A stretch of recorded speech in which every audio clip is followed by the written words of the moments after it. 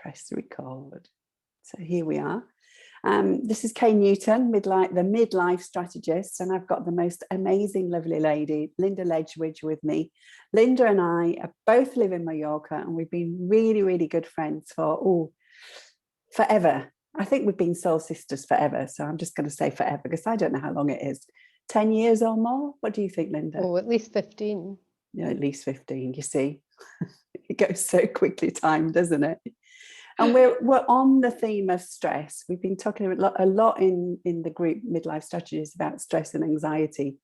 This month particularly, I think because we're still struggling with COVID and lockdown, and lots of people are not talking about it. And I think it's a really good thing to talk about.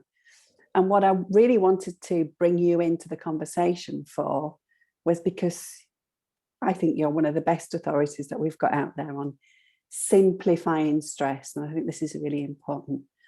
But before we get there, just tell everybody a little bit about your story, Linda, because it's an interesting story and I think everybody should hear it. Well, my background is in nursing. I'm a qualified nurse and midwife, and 2004 I was diagnosed with an incurable illness, condition called trigeminal neuralgia, and I went through the usual doctors, surgery, had brain surgery. They actually found a brain, so it was okay. Lots and lots of drugs. And it was horrendous, I have to say. For about 8 years, I was a walking zombie. And my husband used to pick me up off the floor, take me to hospital. They would drug me up, which didn't help, and send me home. And eventually they said, there's nothing else we can do for you. You're going to have to find some kind of medication that keeps you able to function. And I didn't like that idea. And I was very, very, very down. And I decided I had to find another way. So I've spent the last, since then, 16 years? Yeah. Since I was actually pain-free was 2009, 2010. And I've spent that time studying natural medicine. I've got a diploma in naturopathy and nutrition. I've studied energy healing. I've got certificates as long as your arm in everything that I could find, and found it all really, really interesting, very, very helpful. And there's something in everything for everybody, I think.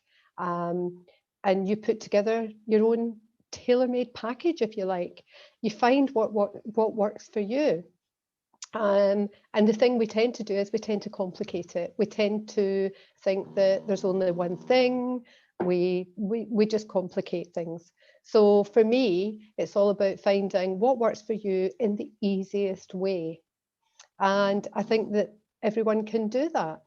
I certainly did. It wasn't the easiest thing to do. It was very, very challenging at times, but also very exciting. And it opened up a whole new world to me, a world of possibilities and hope. So today, my passion is to help other people to rediscover hope and find what works for them. On my website, it says, my passion is to hear you smile. Because when you speak to someone, you can hear their smile and you can hear when they're not smiling.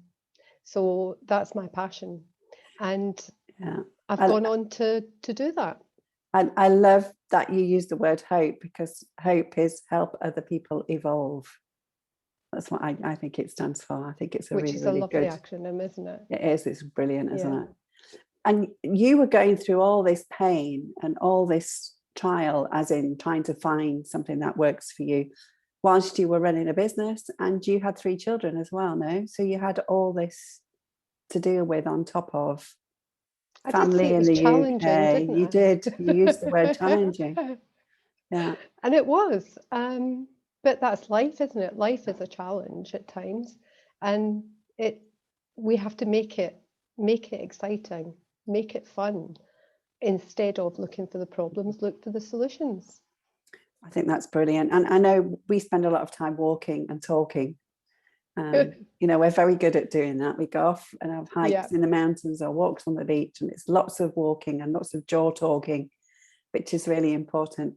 And I know that you've told me a story. I love that you've now moved on and written a book about it.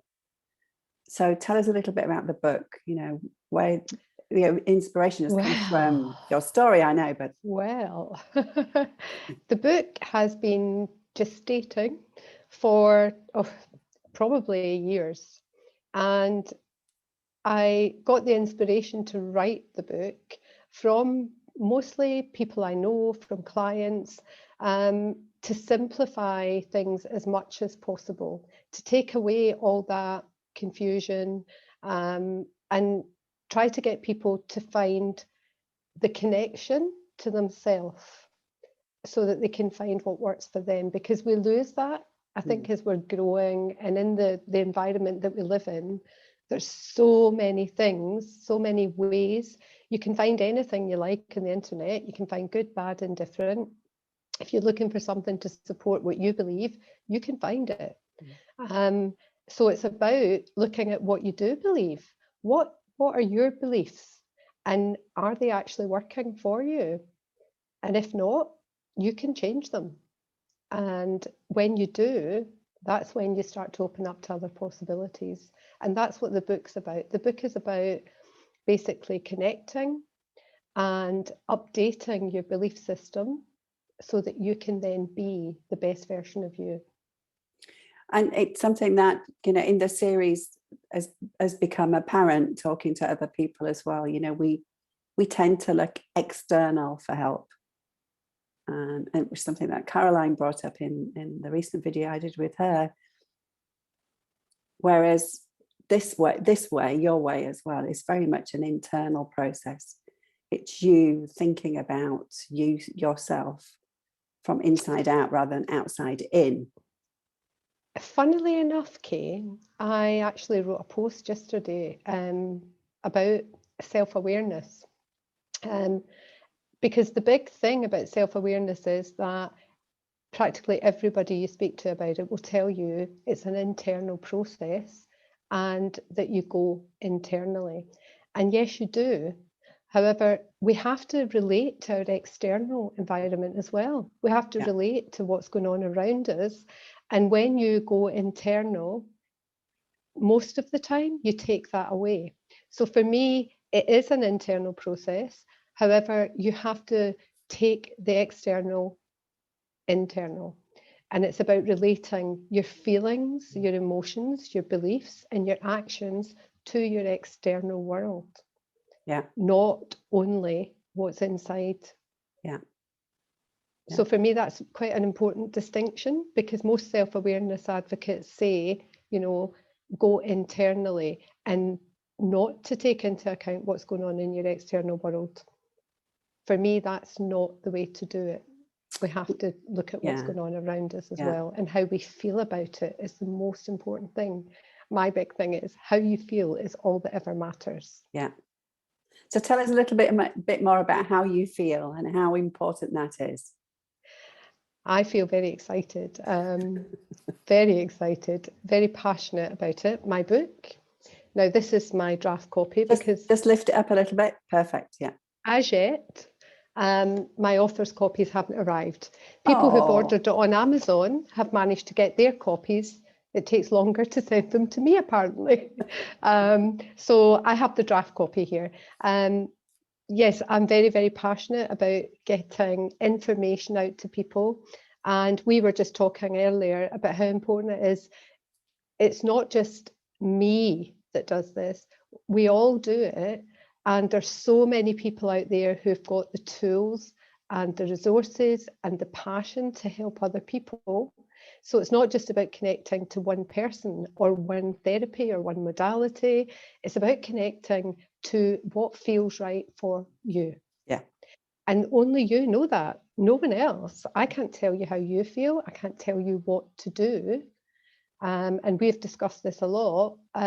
Life coaches, therapists, whoever, don't do anything for you. They create the space to enable you to find what works for you. Yeah, exactly. Yeah.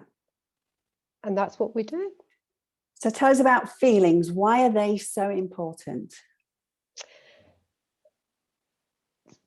Feelings are, for me, they are the most important thing, because it's the only thing that we actually have any control over in our life. We have no control over what other people do, about what happens externally to the environment, but we have control over how we react to it. And our reactions start with our feelings. They start with the emotion and how we feel about it, what we think about it, what we believe about it, and then we react. That causes us to react in whatever way. And only we have the control over that. And when something happens that you don't feel particularly good about, you have a choice about how you react to that. Yeah. And most of the time, we don't actually think about that. We don't take that into account, because we're taught from a very early age not to show our emotions. You know, don't you be angry. Don't show that you don't like that. You know, don't be too happy because this person's sad. We're taught from a very early age to control our emotions and not to allow them to come to the surface. And that's all very well in certain situations. And it's, you know, it's manners sometimes not to react in a certain way. However, if you're not honest enough with yourself about how you're feeling, and you push that away all the time, it will manifest in a physical way in your body. And that's how our physical body tells us what we're not dealing with in our emotional state. So that's why feelings to me are very, very important. Very important. I think you're spot on there. And the key for me is the awareness. So it's that little bit in between where you go, okay, I'm angry about this because this has happened. What am I going to do about it? And if you want to go with the anger, you can go with the anger. But if you don't want to, then you have the choice to swap it around. And that's you also, really I think important. it's also important to like be kind to yourself. Oh, huge. You know, if you feel anger or you feel whatever it is you feel, you have to tell yourself it's okay. It's okay for me to feel like that. It's just not okay for you to carry on feeling like that if it doesn't make you feel good, because all it's going to do is limit you. Yeah.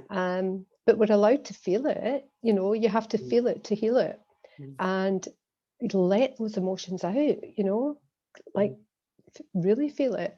And if you feel really, really angry, that's good, because anger is really, really powerful. But direct it in the right way, not inside. Yeah. We used to have a thing with the kids when they were really small, you know, when they used to be angry about something. There used to be a really big pile of newspaper for them to rip up, or a punch bag or something, where they could go and take their anger out in a way that didn't harm themselves or other people. So yeah, I think it's important. I think that's why we've got pillows. Release. Pillows are brilliant, Go aren't they? Punch the pillow. Works wonderfully. So your book is a really, really easy, simple and neat way. It's an easy read. It's not written in big words, big language. It's just really easy to read. Tell us a little bit more about your simple steps that you've got in there, so that people can get a little bit more of an idea of what's available in the book. Okay, well, the book is actually, the topic is stress. Yeah. And the reason that I wrote the book specifically about stress is because it's so, it's so dominant at the moment. You know, everybody is feeling some sort of pressure, tension, stress related to what's going on. So that's the reason that I focused on stress, not because of today's environment, but because it's a life thing, because we actually are blessed with stress. It's one of our inborn, innate responses that keeps us safe. Yeah. And for most people, stress is a dirty word. It's an ugly word, and they fear it. However, it's not. It is something really, really good. It gives you impetus. It keeps you safe. It helps you to get yourself out of dangerous situations. It's just that when we hold on to it, it can make our lives really miserable, physically and mentally. So that's why I directed it as stress. The process that I outline in the book is a process that I use, which I call free flow living, which is all about simple living and flowing and going with the flow. And that I have incorporated into a way to actually redress stress as opposed to manage it.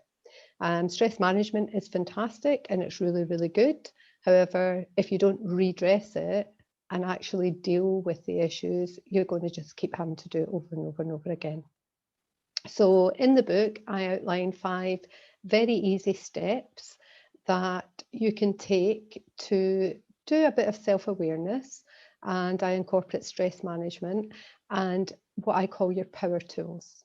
Your power tools are the inborn resources that you were born with, that you actually, most people don't really realize that they have, and that are so, so powerful in their life. And I go through how to use the tools, how to access them, identify them, access them, and unleash them, as I say.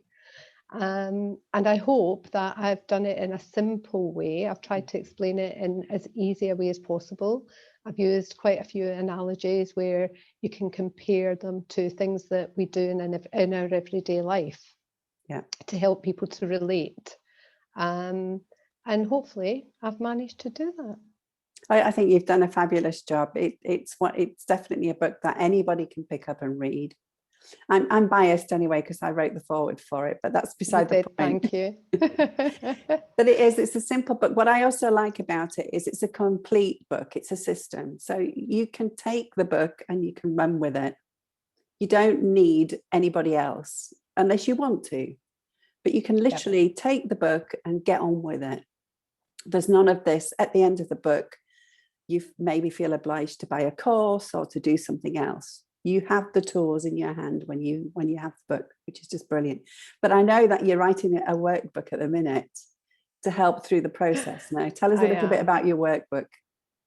Okay, well, the whole point of the book, and I'm so glad that you feel that way about it, because the whole point was that it was complete. It wasn't something that people then felt they had to go looking for something else. I'm not saying it's for everybody. I do feel that everybody can benefit from it in some way. But the whole point was, yes, you now have the knowledge and the tools, and it's up to you what you do with them. The reason that I'm doing the workbook is because people have come back to me with feedback to say that it would be nice to have some processes to use the tools, to use with the tools, just to help them, to guide them. So that's the whole reason for the workbook, but you don't actually need the workbook. The book in itself is complete. I think the workbook will be a handy tool for people to have that like to work their way through things with a little bit of more help and support. And if people feel that way, then they can get the workbook. So when will your workbook be available, Linda? Well, I'm hoping that within the next 2 weeks it will be finished. That'd be brilliant, yeah. It's very simple. I started doing it and I sort of got a bit stuck and I thought, what's going on here? And I realized that I was actually complicating it. I was trying to put too much into it. I was trying to give too much information to me. And I thought, I've done that. I've written the book. I've given people the explanations, the steps, the tools. And this isn't about that. This is about just giving them very simple processes that they can use and work through if they want to. So it's actually been started and restarted. It comes back to this thing about just holding a space, really, and that's what the workbook's for, isn't it? You just holding. Yeah, it's got lots of blank pages. That's it. That's what you need. Lots of blank pages. Here you go. Work on what you need to work on.